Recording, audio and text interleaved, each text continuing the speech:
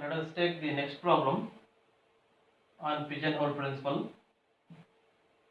We need to prove that if 101 integers are selected from the set of these integers, then we need to prove then at least two of these are such that one divides the other. That means we need to get two integers a and b in such a way that a divides b or b divides a. We need to prove this. There exist two integers satisfying this. If we select 101 integers from these 200 integers, let us prove that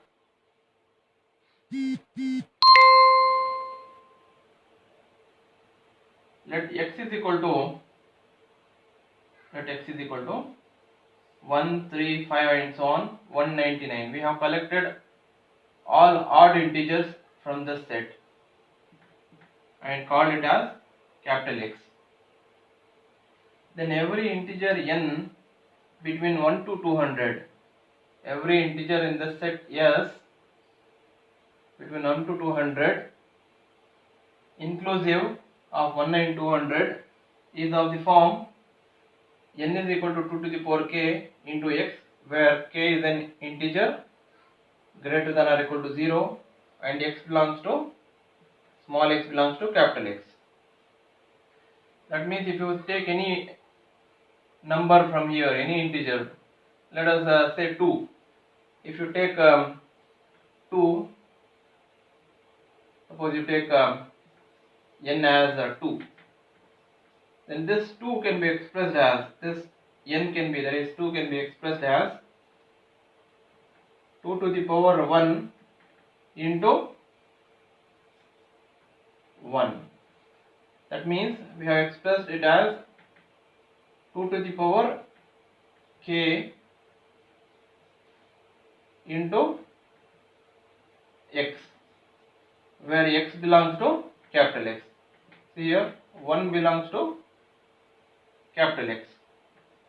See, 1 is here. So in the same way, every integer we can express of this form.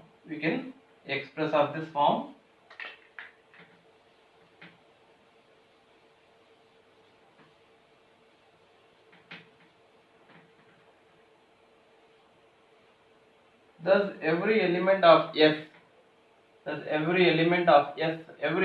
we can corresponds to some element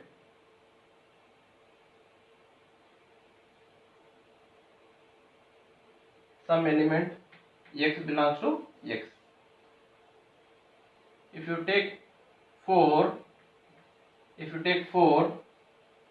then 4 can be expressed as 2 to the power 2 into 1. See, 1 belongs to this. So for every element there corresponds an element from the set. This or this or this, there corresponds one element. See, for every element of S corresponds to some element of capital X. There is some correspondence. Here capital X has 100 distinct elements. See, if you count the number of elements here, number of odd integers from 1 to 199, exactly it contains 100 in number.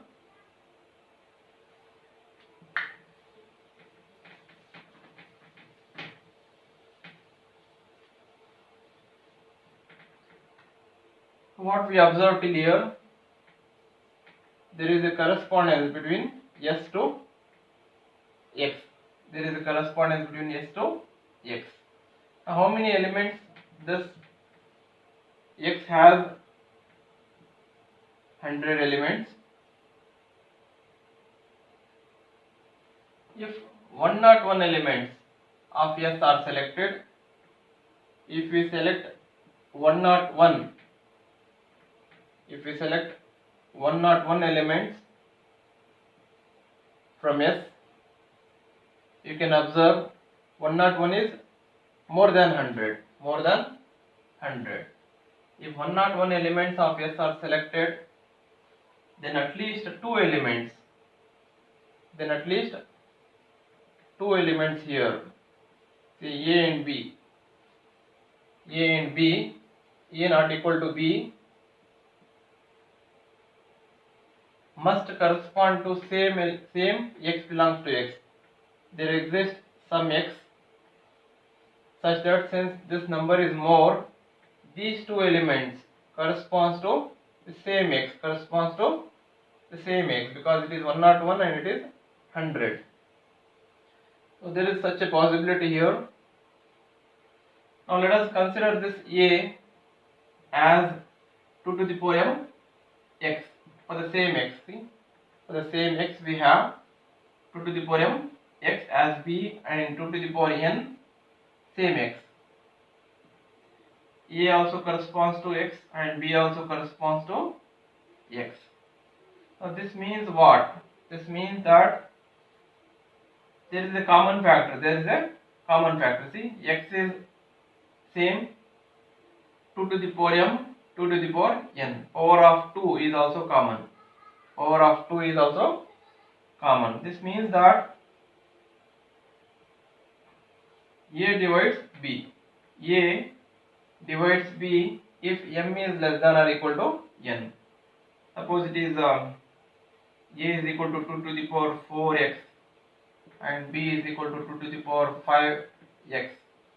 Then obviously this number will divide this, because 2 to the power 4 we can divide here and x will get cancelled.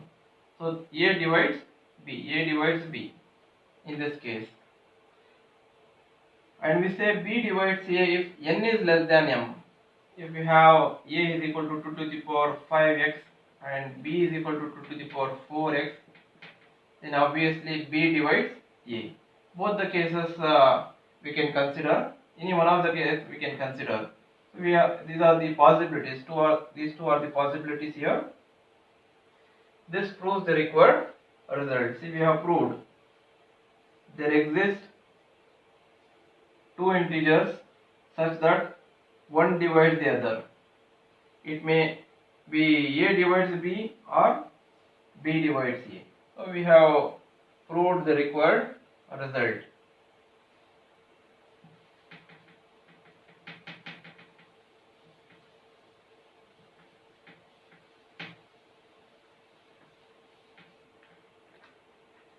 Let us take another problem.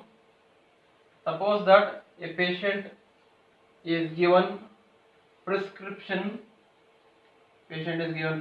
of 45 pills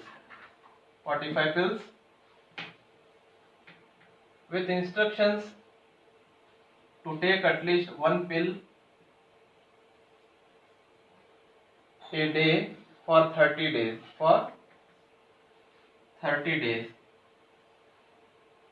So what we have, 45 pills, 30 days, and we are saying at least one pill a day, at least one pill on each day he has to take. Prove that there must be a period of consecutive days. We need to prove there must be a period of consecutive days during which the patient takes a total of exactly 14 pills. That means, suppose this is the first day, he has taken some number of pills, say one pill. Second day, say he has taken 3 pills. Third, say 4, and so on. 30 days we have. He has to complete 45 pills. 45 pills. Now there we need to prove there must be a consecutive days, period of consecutive days, and period of consecutive days during which a patient has taken a total of exactly 14 pills. If you count those number of pills in these consecutive days, 14 pills, exactly 14 pills he has taken. Now let us prove that. Let AI be the number of pills the patient has taken through the end of the ith day. So we are calling this as AI, that is on third day A3. A3 is 4 here because he has taken 4 pills. A3 is 4. So we are calling it as A3 as number of pills he has taken on third day. AI be the number of pills the patient has taken through the end of ith day. This is the notation. Since the patient takes at least one pill per day and at most 45 pills in 30 days. After completion, he has to complete at most 45 pills. We have 1 is less than or equal to A1. That is on first day he has taken at least one pill. On first day, day 1, he has taken at least one pill. And on the second day, he will take one more pill. That means this second day number of pills will be more in number. Third day will be more in number than A2, and so on and so on it will go. So on the 30th day, he has to take at most 45 pills. He has to take at most 45 pills. Now adding 14, let us add 14 now. Yeah, here we have added 14, that is A1 plus 14. Here also we add less than A2 plus 14 and so on and so on, A30 plus 14. So we have created here, how many integers are there? 30. Again we have created 30 more. We have created 30 more, which is less than or equal to 45 plus 14, which is 59. Now what we observe? We have 30 integers. 30 plus 30 is, we have 60 integers. Here 30, here 30, 60 integers. But how many pills we have? 59 in number. 59 if we add 14. If we add 14, 59 in number we have. And we can see all these are distinct. All these 30 are distinct, and these are also distinct.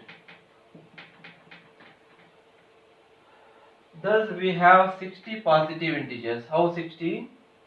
30 plus 30, 60. We have generated 60 positive integers.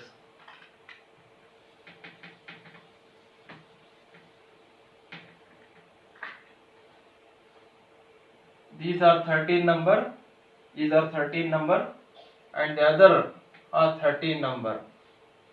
These are again 30. 30 plus 30, 60 we have, all of which lie between 1 to 59. 1 to 59. We can observe here.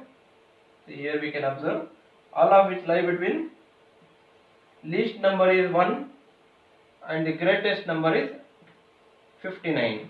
So all these integers lie between 1 to 59. So how many integers? 60 integers. 60 integers are lying between 1 to 59. Obviously, what happens then? Lie between 1 to 59 inclusive. So two of these numbers, two of these, one from here and one from here, two of these numbers must be equal. One from here and one from here must be same. And no number from here can be equal. No number from here can be equal, and no number from here can be equal. Only left out possibility is this number can be equal to the other number in the other set. Are all different. These are different and these are also different. So no two numbers here can be same. So what is the possibility? One of these, one of A1, A2 and so on A3, A30 is equal to one of these numbers. Now let us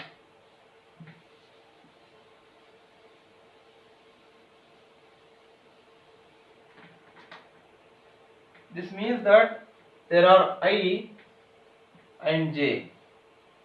That means some AI will be here, which is equal to AJ plus 14.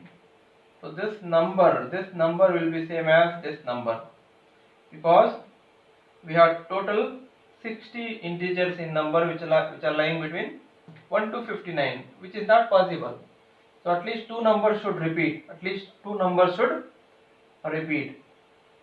So we are taking I and J such that AI is equal to AJ plus 14. See, after ith day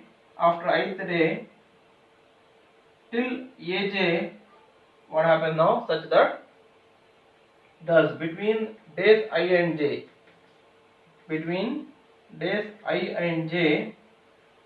what is happening? After jth day, when you go for ith day, there is an increment of 14. After jth day, when you go for ith day, there is an increment of 14 pills. The patient takes exactly 14 pills.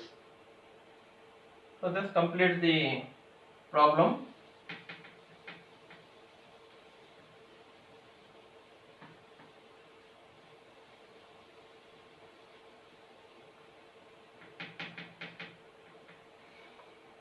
Now we have composition of functions. For any three non-empty sets A, B, C, not necessarily distinct, some may be same, and the functions f from A to B and g from B to C, the composition or product of these two functions, is defined as the function g composition f. Will be from A to C. If f is from A to B and g is from B to C, then your g composition f will be from A to C. G composition f is from A to C. With, let us see how do we write.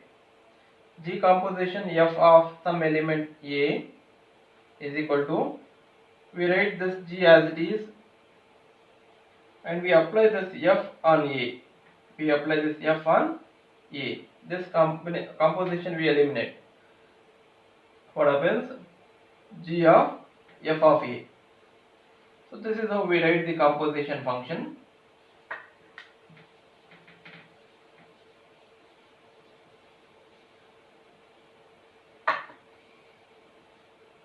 For all A belongs to A, let f from G to f and G, let f and G be functions from R to R, defined by f of x as this and g of x as this. If the composition is defined as this is the composition function they have defined as this, determine A and B. We need to find what are A and B hidden in the function f when the composition is given. Let us solve. Given, what is given? The function f and the function g is given, and also the composition also given. Let us take this composition function in the other way. This is equal to this composition. Now what we do? How we have defined this composition? We apply this f inside first. f on x. See, we write g as it is and we apply f on x we have written here. Okay, but what is f of x? F of x is ax plus b. So we can write f of x in the place of f of x, ax plus b here. Yeah, g as it is in the place of f of x, ax plus b. Now what is the g of any term? G of any term, what g function is here? See, g of an element is 1 minus element plus element square. What is the element here? The element is ax plus b. Let us apply this function on this element by using this rule. 1 minus the element. See, 1 minus the element is this. 1 minus the element plus element square plus element square we have written. Let us expand this and we will write the LHS as it is from 2. Okay, yeah, we have expanded this. How? We have multiplied minus sign inside, and this is by using a plus b whole square formula. We have expanded, that is a square plus b square plus 2 times ab. 2 times ab, we have applied the a plus b whole square formula. Now what happens here? LHS we have written as it is and we have combined. First let us write down the x square term, then x terms we will write plus 2a bx minus ax plus 1, then the constants are minus b plus b square we write here. We have just arranged the terms. Now let us compare the coefficients of x square and let us further simplify. What is common here? In these two, x is common. In these two, x is common. Let us take x outside. If you take x outside, 2ab minus a you will get, and this is the constant term we have written. Now let us compare the coefficients of x square and x, then constants also you can compare to find the values of a and b. Let us compare now.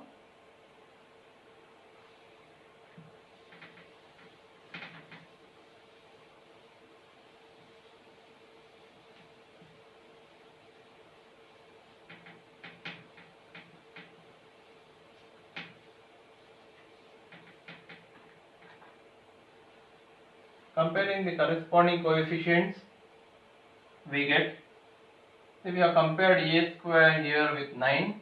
9 is equal to a square by comparing the coefficient of x square, and then minus 9 is equal to the coefficient of x, and the constant 3 is equal to this constant we have written. Now let us simplify this for a first. 9 is equal to a square. Then what is a? A is equal to plus or minus 3. Plus or minus 3 by applying root on both sides. So we have two possibilities for a. First let us consider a is equal to 3 and substitute in this place of a to find the value of b. A is equal to 3 minus 9, 2ab minus a, we have considered this equation. Put in the place of a 3 we have put, and 3 also we have put here. If you simplify this for b, you will get one value of b. That is, when a is equal to 3, b is minus 1. Now let us take a as minus 3. Let us take, consider a is equal to minus 3, and again let us consider this equation and substitute in the place of a minus 3 and simplify it for b. So b is 2. So we got